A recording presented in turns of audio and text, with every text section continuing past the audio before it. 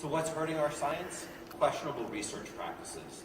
As more talked about in the presidential address, the QRPs come in many different forms, and while it might be disputable how often each particular one is occurring, what's not disputable that despite research being inherently incredibly messy, our published research is becoming cleaner and cleaner and cleaner. And there's plenty of research to show this. But even if you don't believe the research, a fun party game is to look through the journals and see if you can find any p-value of 0.06. Now don't attach drinks to it because you will be sober the entire night. Editors help form the rules of the game.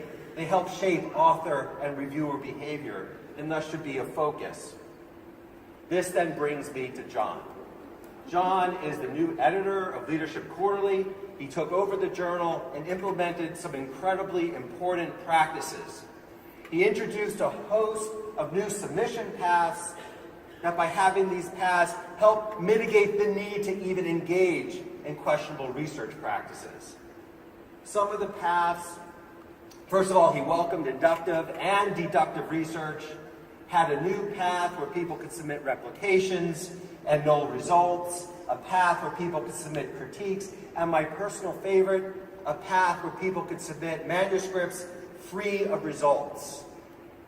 That the reviewers were asked to evaluate the paper based on the merit of the question and the merit of the methodology. Because after all, shouldn't important questions answered in meaningful ways be published regardless of the results? Shouldn't it? Yeah. Vagina! Okay, I have a new problem. So, what if journal editors were bold like John? Our science would be better, stronger, more robust, and truly self-correcting. So thank you, John, for being such a great steward of our science. Thank you.